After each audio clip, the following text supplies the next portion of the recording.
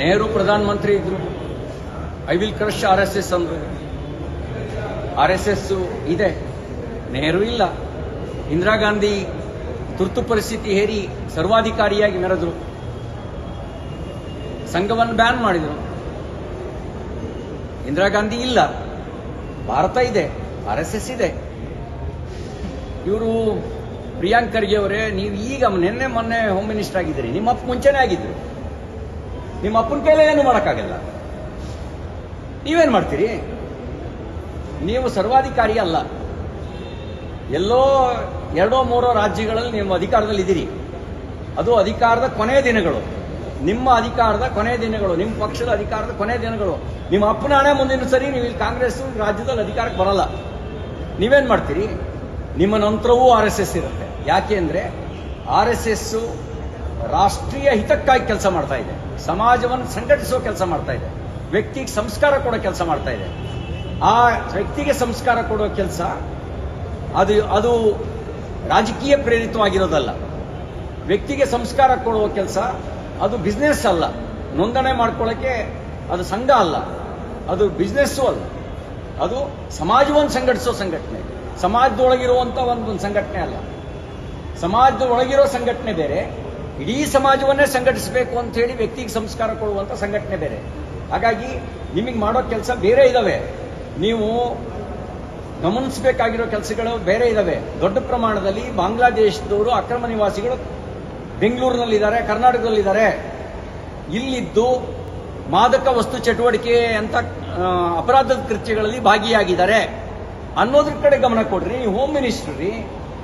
ದರೋಡೆ ಪ್ರಕರಣಗಳು ರಾಜಾರೋಷವಾಗಿ ನಡೆಯೋದು ಕರ್ನಾಟಕಕ್ಕೆ ಗೌರವ ತರುವ ಸಂಗತಿ ಅಲ್ಲ. ಇದ್ರ ಕಡೆ ಗಮನ ಕೊಡಿ.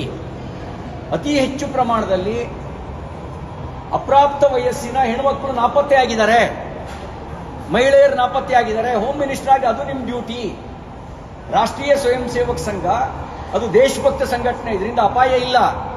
ನೀವು ಗಮನಿಸಬೇಕಾಗಿರೋದು ಇಲ್ಲೇ ಇದ್ದು ಬಾಂಬ್ ತಯಾರು ಮಾಡುವಂತ ಸಂಚು ರೂಪಿಸ್ತಿರ್ತಕ್ಕಂಥ ದ್ರೋಹಿಗಳ ಬಗ್ಗೆ ಗಮನಿಸಿ.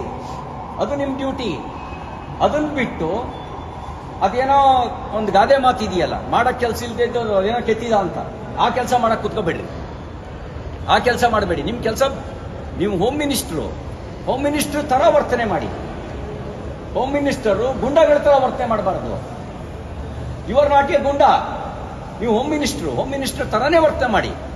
ಇಲ್ಲದೆ ಇದ್ರೆ ನಿಮಗೆ ಅಧಿಕಾರ ಶಾಶ್ವತ ಅಲ್ಲ. ಅಧಿಕಾರದಲ್ಲಿ ಮೆರೆದವ್ರನ್ನ ಪಶ್ಚಿಮ ಬಂಗಾಳದಲ್ಲಿ ಹೆಂಗೆ ಅಟ್ಟಾಡಿಸ್ಕೊಂಡು ಬಡಿತಾ ಇದ್ದಾರೆ ಗೊತ್ತಿದೆಯಲ್ವಾ? ಅದು ನಿಮಗೂ ಪಾಠ ಆಗಬೇಕು. ನಿಮಗೆ ಅಧಿಕಾರ ಶಾಶ್ವತ ಅಲ್ಲ. ಅಧಿಕಾರ ಇದ್ದಾಗ ದೌರ್ಜನ್ಯ ನಡೆಸಿದ್ರೆ ಕಾಲ ಹೀಗೆ ಇರೋದಿಲ್ಲ. ಒಂದಿನ ಬೀದಿಗೆ ಬಂದಾಗ ಪಶ್ಚಿಮ ಬಂಗಾಳದ ತರ ನಮಗೂ ಬಿಟ್ಟಾತು ಅನ್ನೋ ಭಯ ನಿಮಗಿರಲಿ. ಆ ಭಯದಿಂದ ಎಚ್ಚರಿಕೆ ವಹಿಸಿ ನೀವು ಮಾಡಬೇಕಾದ ಕೆಲಸಗಳನ್ನ ಯಾವುದೋ ಒಂದು ಪಟ್ಟಿ ಮಾಡ್ಕೊಳ್ಳಿ.